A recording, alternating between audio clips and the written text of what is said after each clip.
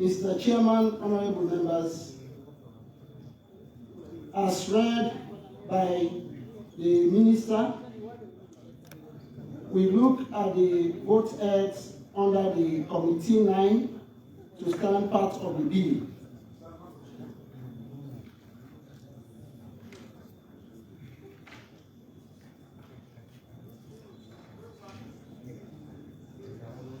Mr.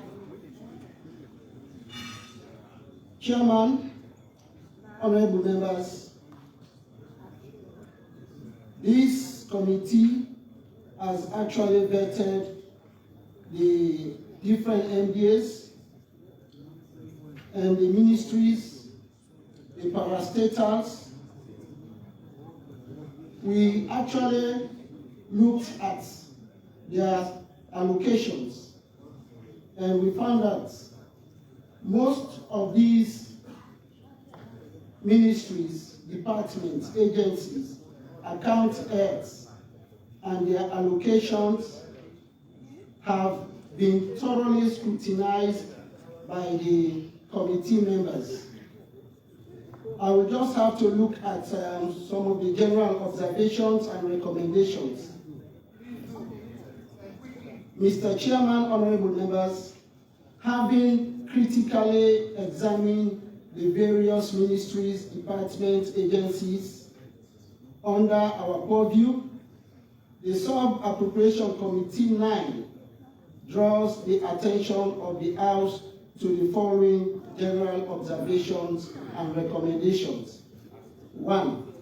Most ministries, departments interviewed by Sub-Appropriation Committee 9 did provide their proposed action plan for 2024, as reported during the 2023 budgetary approval in this House. This practice will enhance the capacity of Parliamentary Oversight Committee in their effort to evaluate progress in the implementation of the proposed activities of ministries, departments, and agencies. The committee recommends that ministries, departments, and agencies worked within their action plan for the year under review. Most ministries, departments, and agencies stated that the first and second quarter allocations have been disbursed, but some reported that the third and fourth quarter allocations were not received. The committee recommends that for the ministries, departments, and agencies to meet their performance targets, expected programs and projects set for financial year, funds must be disbursed as required and on time. There's been delay in the release of allocations, results in unfinished activities and projects that are rolled over to the next financial year. These rollover expenditures were not properly defended by some vote controllers, and some also give a receipt for misappropriation. Defended. Whilst the committee recommends that the Ministry of Finance, on their timely release of funds to ministries, departments, and agencies, the Parliamentary Committee on Finance should investigate the rollover expenditure of ministries, departments, agencies for purpose of accountability and transparency. During these particular investigations with the MDAs, the ministries, we've actually keyed in for specific to look at least one or two of the MDAs. We look at the National Youth Service, Mr. Chairman, honorable members, the National Youth Service is a government agency established by Act of Parliament in 2016 to create a platform for young graduates to develop their practical and theoretical skills, mitigate graduate youth unemployment, build social inclusion and national cohesion. We looked at the key findings. Mr. Chairman, honorable members, it was observed by the committee that the National Youth Service needs additional funding for both operational and running costs. This is crucial for the success of the National Youth Service vision and should be looked into by the Ministry of Finance with a view of increasing their budgetary allocation. Recommendations. Mr. Chairman, honorable members, the committee recommends that due to the vital role played by the National Youth Commission in improving youth employment, creativity, and resilience, that the Ministry of Finance approved a subsidiary budget that will cover the additional cost highlighted. Mr. Chairman, honorable members, this is just one of the committees that we think that actually need the support needed. Mr. Chairman, honorable members, I will also look at the Health Service Commission.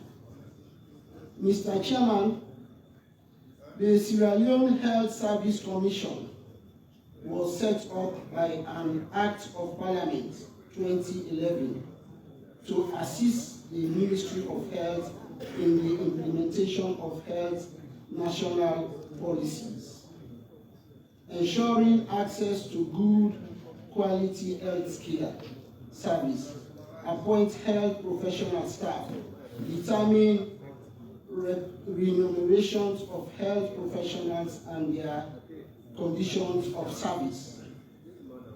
Mr. Chairman, honorable members, the key findings under this particular Health Service Commission, the Service Commission is to cover, it was observed, the budgetary allocation given to Health Service Commission to cover policies and implement quality health care is not adequate. Hence, a supplementary budget allocation should be considered by the Finance Ministry. Recommendations and conclusions. Mr. Chairman, honorable members, I want to take this opportunity to express sincere thanks and appreciation to members of the Subcommittee 9 for their cooperation and teamwork as they critically scrutinized the budget of MDAs under our purview. The committee wishes to thank all staff who provide technical support. Mr. Chairman, honorable members, on behalf of this committee, I move that the votes, heads, and sub-heads of MDAs, including allocations to the local council, scrutinized by this committee as indicated in the table below, stand part of the bill, read by Honorable Tom Tucker.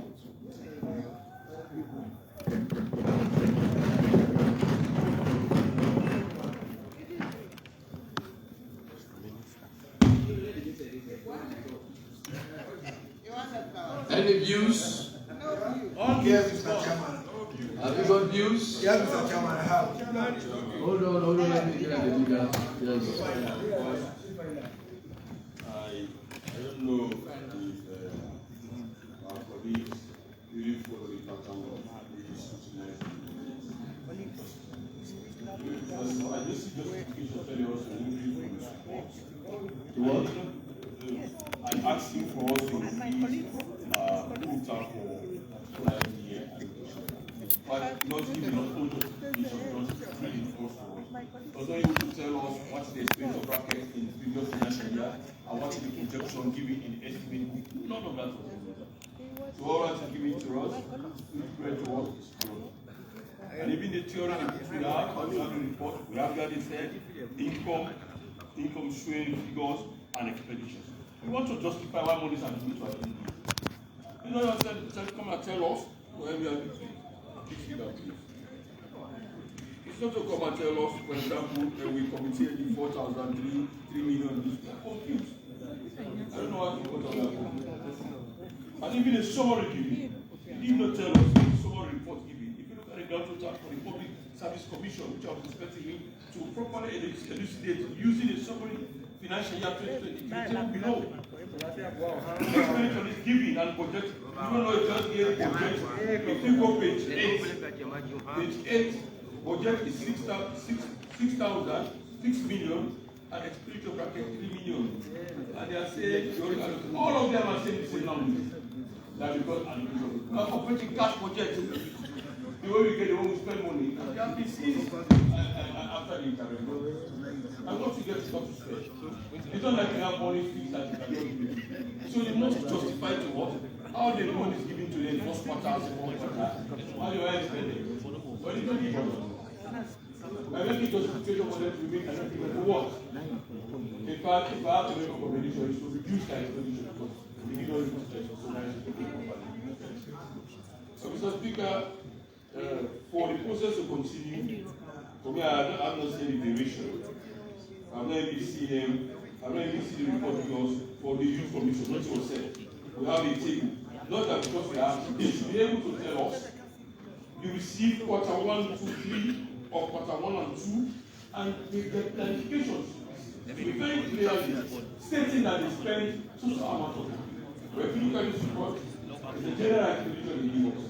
So they do not state whether it's the first quarter, whether it's the second quarter, they just say financial year 2023 for the case for National Youth Service, they just say financial 2023, no quarter delay.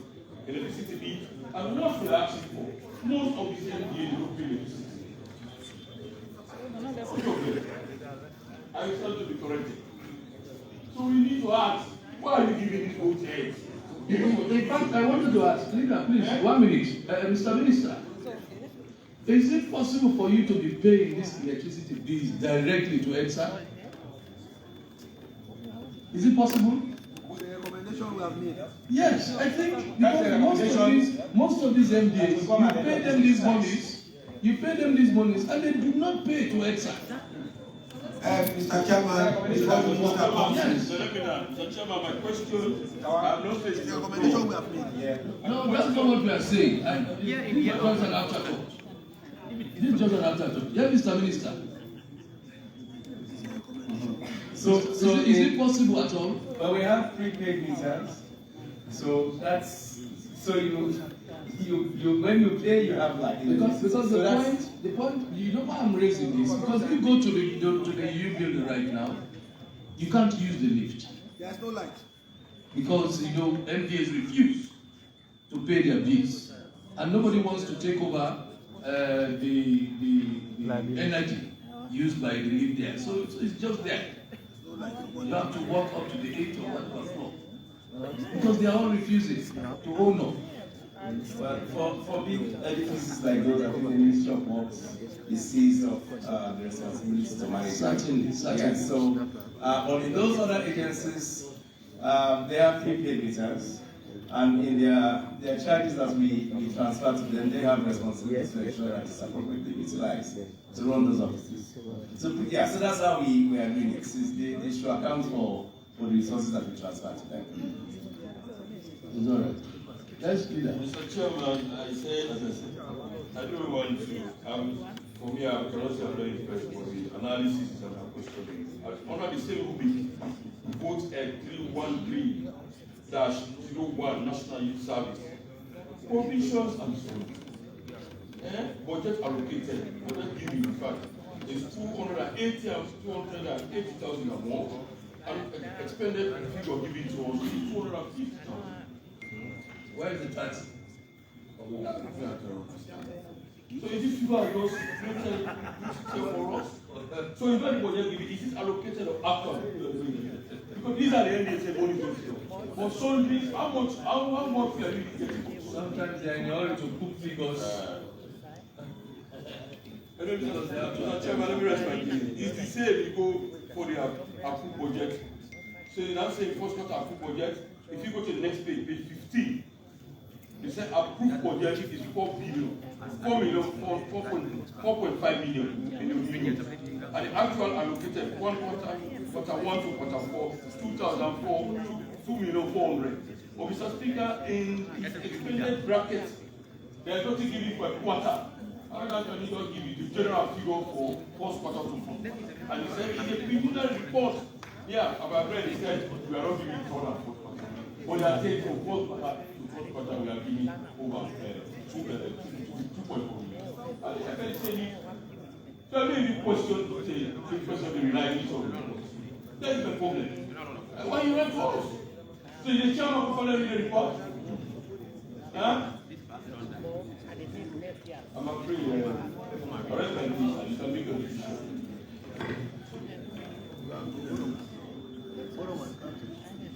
Honorable members, no, let's not proceed on this. Okay, you. Mr. Chairman, I want to thank the chairman of Committee 9 because the new chairman, and I'm sure he did justice to ensure that he gave a proper disclosure as to what happened during the Committee on Supply. But Mr. Speaker, remember, I want to refer the House to page 27 of the report. 27 of the report says, I want to speak on the 2024 budgetary allocation for Salvaco. As per that schedule, he submitted a budget. It starts of, okay, it was given a budget of 9.9 billion. And then the original budget submitted was 10, but the budget approved was 828. Maybe the minister needs to really explain to us the realistic nature of that. How can that really? Because Salvaco, of course, is a highly capital-intensive institution. As we speak, there is an ongoing 6 water supply project. 800 million cannot even give up to 10 water wells or even 8 solar powered boreholes. So if we just have 828 million old units being stated as the project approved for Salvaco, that one is very, very abysmal. And Mr. Chairman, I also want to talk on the council, Mr. Chairman. I have interest in the two councils mentioned here, like the Calabar District Council and the Boloko City Council. These are new councils, Mr. Chairman. And of the amount given to them is just about 966. And in this 966, Mr. Chairman, it may interest to know that this 966 is what council use to run all the devolved sector activities in those districts. I don't know how Calabar District is one of the poorest districts as per the poverty index as based on the statistics report. And it's a new council. They do not even have an office. So I expect that instead of government continue to be spending 100 million euros on rentage for these two councils, I think it was fitting that government considers these particular councils for specific amount to be given to them under the public investment program of government, so that they can commence construction of offices for these two councils, because these are struggling councils. Every year, government will have to spend like 100 million. Even though it has taken about 2 years, they've not been paid. That's a challenge. But I think that government needs to consider that. But particularly so, Mr. Chairman, we have the fifth salute, which is a priority project of government. The education is also another priority project of government. And of the education budget, all the supervision role is being done by this council. In the agriculture sector, all of the agricultural services is being done at the district level, it's not done at the center level. So if you can just allocate an amount less than €1 billion to these councils, it's like you telling them, just take this and eat. You cannot give them something that will actually impact on the lives of our people. So I want to strongly recommend that the Minister of Finance considers these two councils, being that they are very new councils with very limited revenue base. You cannot generate more than 200 million in Falabadi State, not to talk of bureaucracy. So they rely on government for them to survive. So I want to submit that government considers these two councils. Honorable Colin. Thank you very much, Mr. Chairman. Just a quick one. Honorable Conte, were you up? Yes, sir. Okay. Okay. After you. Yes, sir. Just a quick one. As the honorable member was reading his report, I actually visualized a pattern, a particular pattern that runs across all MDAs. And that is one, I realized for all of the MDAs that also came to my own committee, I realized one request is always different from allocation. Allocation always different from disbursement. And disbursement not timely for most of the MDAs, because they came on that platform giving reasons why they could not reach targets. For most of them, they told us we received for only 2 quarters, and the remaining 2 quarters we could not. And for some others, for the same quarters that the others received, others will tell you we did not receive. So it's a concern. Is there a model the ministry is using for disbursement of funds approved by the South?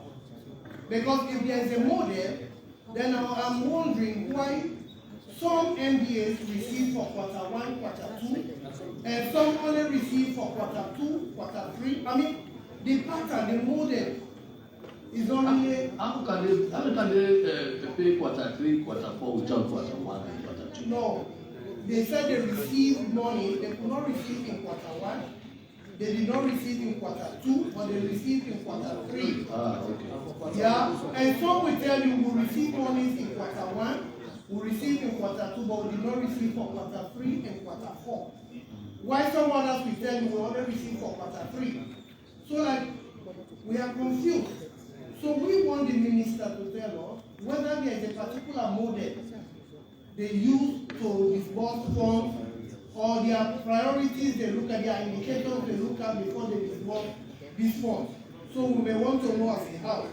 Then secondly, from his own report, I realized he mentioned National Youth Service and National Youth Commission. For me, I still stand to be confused. What are the different mandates of these two institutions? Because I realized at some point, the two institutions involved in youth service scheme. Yeah, youth service scheme. The two of them. And I've been part of the two institutions supporting them right across. So I don't know what are their mandates distinctly, because I see that as a duplication of effort. And for the National Youth Service, I realize they are really doing a great job. And because year in, year out, I happen to be one of their facilitators every year before the young graduates are deployed in different MBAs across the country. But again, one thing we must note as citizens of this country, every time people go for employment, employers ask them for work experience. And for most of the time, without work experience, they are not recruited, they are not admitted, they are not employed because of lack of experience. I believe that was where the National Youth Service came in to say, okay, this whole aspect of lack of experience after graduation, let us step in as an institution to give them the relevant experience after graduation before they go into the professional world to seek substantive jobs. And we must know that even when they are deployed in these MDAs, the primary focus they are being deployed for is for them to get the experience they have been crying for. And so what happens when they are in these deployments? The National Youth Service has the responsibility to give them stipend on monthly basis, which should not be below the minimum wage rate. That is the responsibility. So I think if we really want to kill this aspect of lack of experience, then we must be serious as a country to start, prioritizing the National Youth Service in terms of disbursement so that they could increase the number of graduates being deployed in different MDAs. So it's just a concern that I'm very much impressed.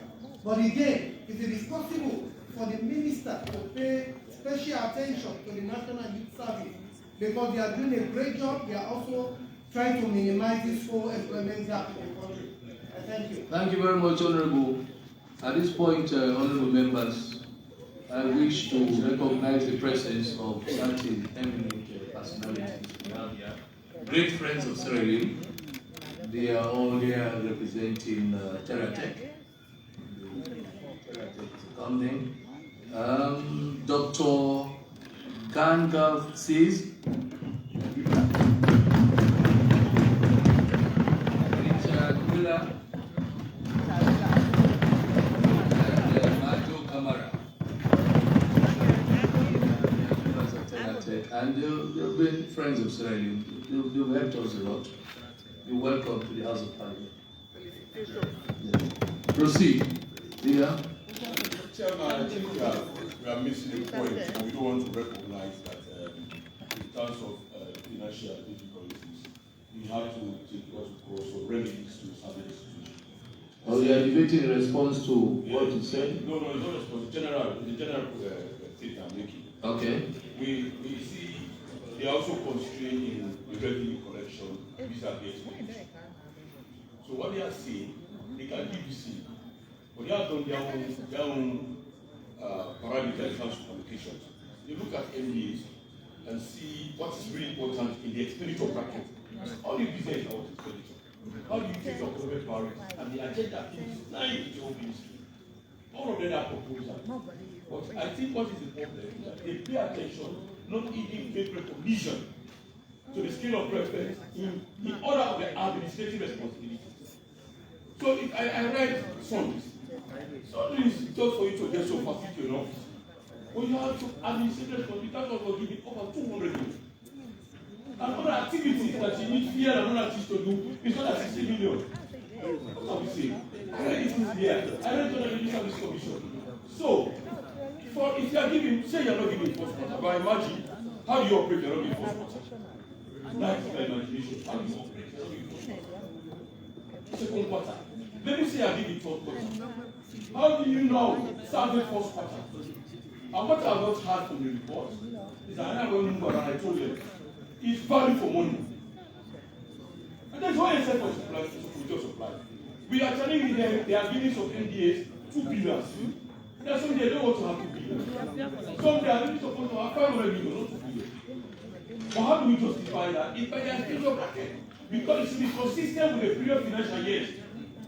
If I'm giving you 5 billion for this financial 2024, you should be able to justify to the committee that what I've been giving. What I've been giving, I'm able to use that particular amount. For the total figure, that is why the ministry, this issue are not giving money on time. No. What is your scale of preference? It's not about giving job. If you want to look for facilitating people in terms of job creation, in terms of facilitating them so that they can work in MDA, honorable colleagues, they should divert from money allocated for assembly to those monies that will be vital for the working of the ministry. But if you look at these figures they gave us from the expenditure, it is clearly stated. You will see one that is really between me and you because of significant is having over 100 million, and what is significant in the ministry is having 60 million. And they are prioritizing their expenditure responsibilities. Even when they are giving it, the minister cannot go and force you to say, okay, we have to conduct a workshop. How do you develop a scheme for graduates that are coming from colleges? How do you empower them so that they can get jobs? Or how do you do an MBA program in terms of job creation? Or see if this alone How do we engage our farmers? So in the priority scale, we are expecting Mr. Speaker and Mr. Chairman that they should say, okay, we are diverting this information. They write to the experts and have discussion with the ministry. So both S314, both S316 are going to be diverted. We'll treat it. A concept of the ministry. But what they are doing, what they feel they can sit in their office and consume is what they pay attention to. But what they think they can do for those who are outside to make the ministry very vital is what they have not captured. So what he is saying, making an appeal.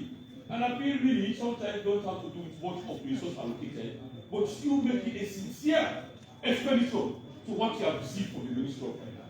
So it's a difficult start for them to say, okay, we are going to allocate. Because the way revenue depends, allocation depends on how they give you by the revenue. If they don't have the raise revenue, it's cash forget. What they collect, what they disperse. So that's what you're saying to you. You have to show justification. For me, from the FS, if you can't do allocation to you, you must bring some amount of justification. And some oversight responsibility telling me that if I'm going to give you 2 billion at this point, because you have 10 billion, you should be able to tell me how you're going to spend the money. So what you are supposed to do now is to look at those silly if they are justified.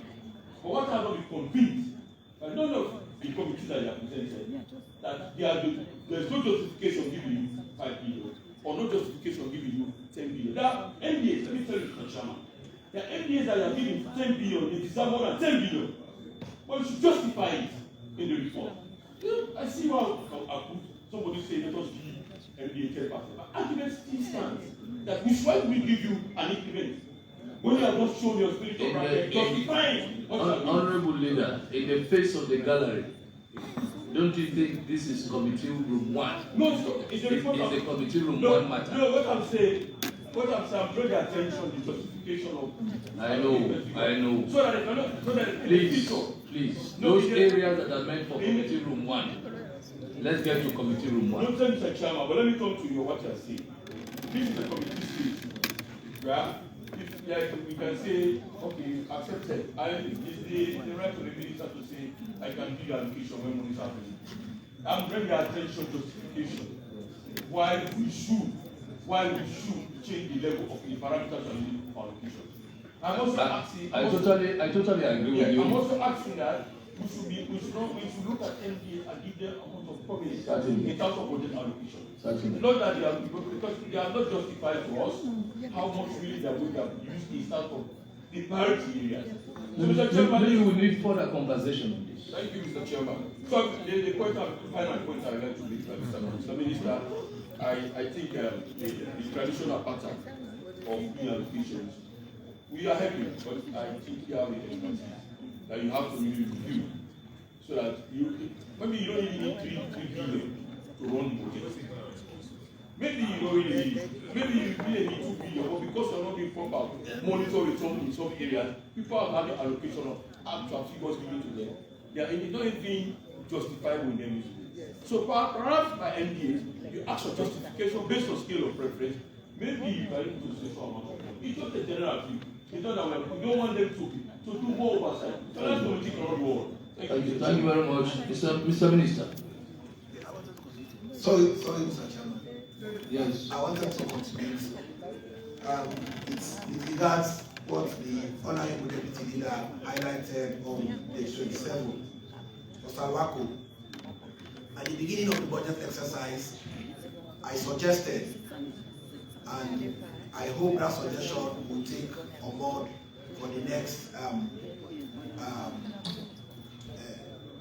sub-appropriation committee exercise.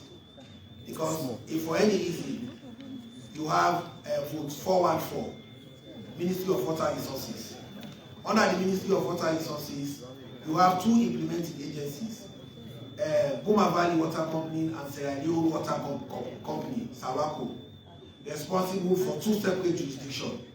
Boma to provide safe drinking water and all other services related to water in Freetown municipality, whereas Salwako is responsible for expansion of water services, creation of new water dams and whatever in the provinces.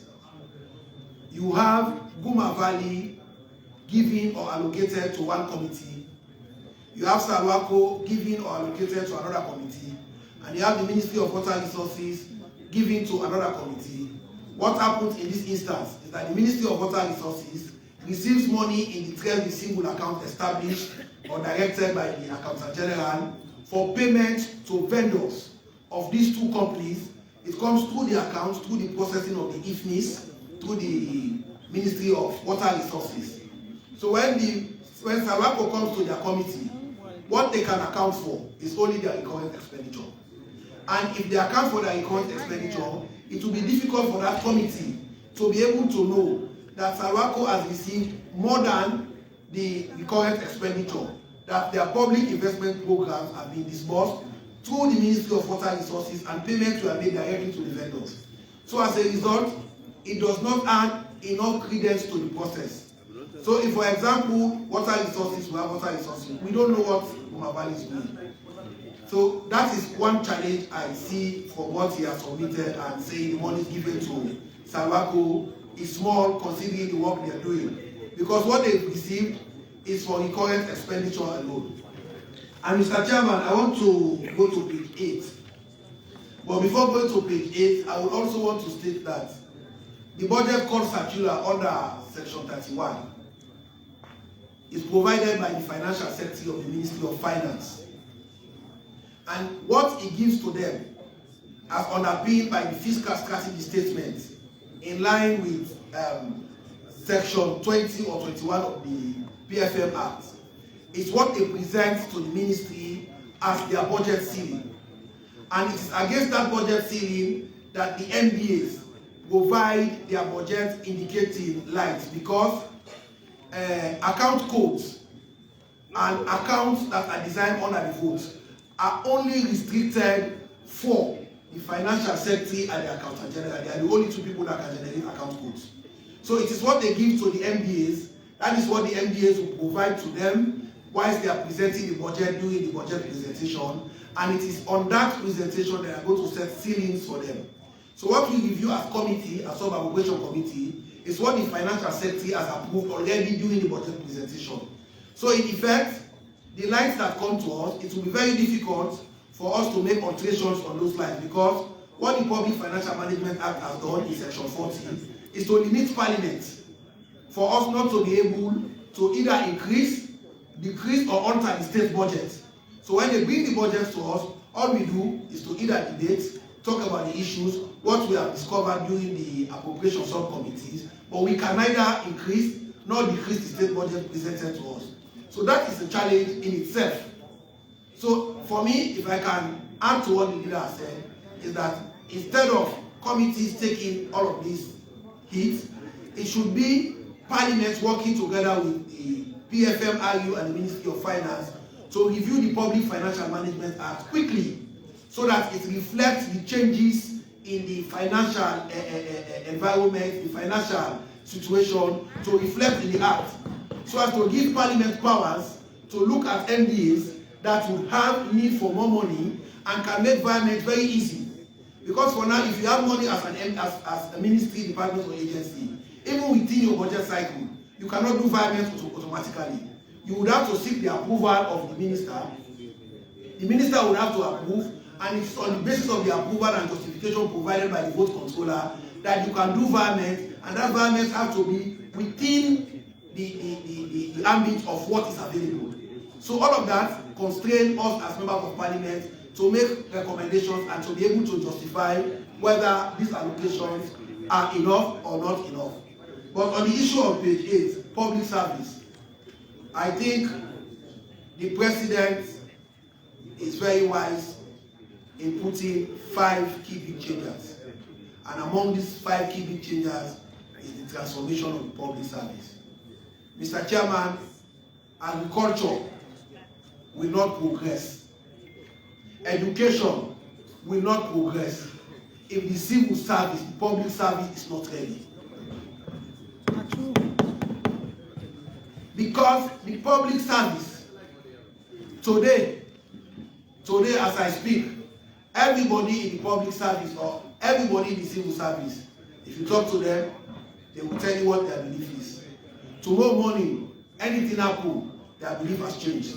But what we should emphasize on Because if you look at the allocation for the public service and what's allocated to training, is to put more emphasis on training the public servant to understand that their business is not politics, to understand that their business is delivery, and to understand that they should not sabotage government policies and government programs because they think that they do not share the same political idea or same political belief. What they are there for is to provide services. So for me, I think the emphasis on the 5 big game changers, the most important for me is the public service. If we cannot get a structured public service that is ready to roll out the other items under the big changer, all what we are doing, increased allocation for ministries, increased provisions for agencies, is pouring water on the duck's back. Because when it comes, they will use the same technique they have been using to ensure that those programs, those projects, those proposals, they remain stagnated. If you go to some ministries, they have received some World Bank or IFID or whatever donor projects. To date, they are dragging feet to roll out those projects. And in the end, the project will fold up, the money will go without the project being implemented. Why? Because they are not trained to deliver service. They are trained to look after themselves and to try to sabotage programs of ministers or governments that they do not like. So for me, the emphasis is to put emphasis on training the public service so as to ensure that we have a public service fit for purpose and ready to deliver on government programs. That is just my humble submission, Mr. Chairman. Don't make this a debate, please. Please. No, please. If you can summarize that in 2 minutes, please. Mr. Chairman, I respect the opinion of my colleague, Honorable Member Ibrahim Conte, Honorable Member from Monday. But on the other hand, what our focus should be is that for us as honorable members of parliament representing the people of this country, is to focus on our activity, not to make expansions on the activities of the NBA, but we should focus on our oversight functions when we carry out our activities. As members of parliament, we make law and we represent people at the same time. The oversight functions. Have you read I have read that, sir. And you can read the GFM Act from January to December. But no, I did not say PFM, I said the Constitution. The Constitution. Yes, I am fully aware of that, but also to make a blanket statement, particularly on other arms of activities in our country, I don't think it's fair enough. We should concentrate on our task, what is expected of us to do as honorable members of parliament. So I think that it would be prudent if we concentrate on our oversight functions. We make sure that, like I witnessed your committee, I was there, somebody made a blanket statement that our soils are very acidic in this country, therefore they could not produce now. But here we are today in Sophie, they are spending about millions of dollars. It's just, I think, about an excuse that they are giving. If we carry out our oversight functions of them, like you have done in our committee, and like we have done in our committee, like technical and higher education, we have done, I think we will achieve our goals. Thank you, Mr. Chairman. Minister, please. Let me inform members that just after this one, we are taking a date. We are adjourning sitting. Just after this one. Okay. And we will continue tomorrow. There's another one. There is group 3. Yeah, group 1. I have group 1. I have group 3. But we'll do that tomorrow. Yes, Honorable Minister. Thank you, Mr. Chairman. Thank you, honorable members. Thank you for the committee's work and the report on the respective vote heads. Just let me make one clarification by Honorable Roma, and I think it requires an amendment. From what I read, for both Falaba and District Council and Local City Council. As per the estimates and even the details of the budget report, what we read there is not the correct amount allocated to those two district councils. And so we will make references to the budget estimates that has the correct amounts that are allocated to both councils. So your observations are well noted, and we will profile the amendments or recommendations accordingly. And just to buttress that, even in our allocation to councils, they are supported by grant allocation formula that is looking at fairness, equity across all councils based on population and needs and other factors that are taken, so that at least they are all treated relatively fairly to be able to deliver on the devolved functions across all the different services that they are to render. So that's it. So those amendments will be taken on board. On all the questions or comments, leader, around ensuring that we probe and have the hearings and justify allocation for different MDAs for carrying out, services and needs for the government. I think the budget hearing is it's an open process. The Ministry of Finance is very engaged, not only with the respective MDAs, but also civil society as well, to ensure that allocations that are actually eventually approved are deemed to be justified before they are given. Of course, you have noted, we're doing a cash budget. And we have history of the needs of institutions to deliver on the services that they provide. And then we are guided as well in shifting the allocation based on the national vision and programs. With the national vision on programs, you will see things shift. Like we have focused this year largely skewing towards agriculture, whilst holding, maintaining our focus on human capital development, but we're shifting. So you see that most of the way we've been moving resources is geared towards ensuring that the vision of the leader and the party in power is accorded the resources to be able to deliver on the program that have been discussed. So that's the approach, and that's how. So if you see allocation go down in some areas, it is because we are trying to re-emphasize where the government wants to deliver. So that's the main thing. There's an issue around, late disbursement, allocation of resources, access to it. We are living in a very constrained environment, right? Our revenue, especially for this year and last year, took a lot of hits because of the shocks that the economy had endured. And it has affected revenue mobilization hugely. So it affects the way we actually disburse resources to MDAs.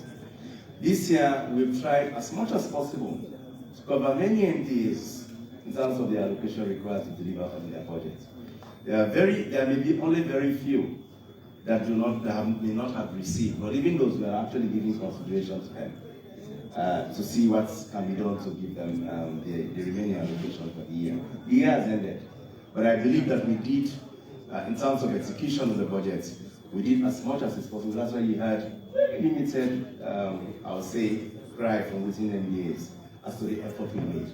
But it's largely driven by revenue efforts. Our partners, who normally provide budget support, in particular, for example, these resources come very late. In fact, we're only expecting the one from the World Bank to be approved just today. The year has ended. So we have been driving the whole process in the economy by our own real efforts in the government, in which we have had a lot of difficulties with. So that's the constraint we face, and I think the House is seized of it. That is a very difficult environment. We are trying as best as we can to make sure that we deliver services for the government within the constraints that we have for budget resource mobilization. So let there be an understanding around this, that it's all effort. That's why we are pushing reforms. We are pushing reforms for revenue mobilization. There has been delayed in the implementation of those reforms for revenue mobilization, especially this year. But we expect this to change next year as we do effective implementation of all those measures that have been passed in the Finance Act. So the recommendations, the findings and recommendations are well noted, Mr. Chairman, and your committee. And where we have to lead, we will improve as we move forward. So, Mr. Chairman, on that note, I want to move that the vote heads and corresponding estimates with relevant amendments stand part of the schedule.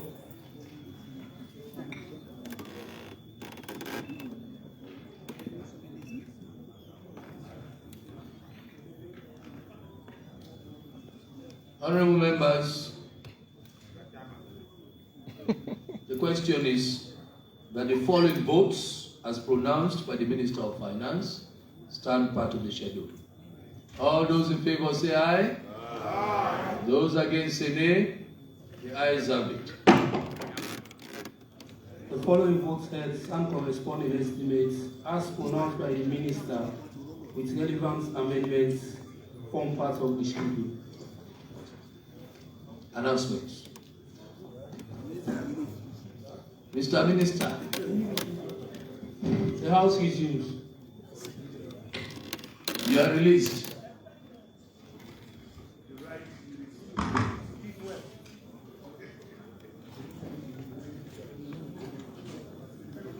This sitting is adjourned to tomorrow, 15th December at 10 a.m. prompt.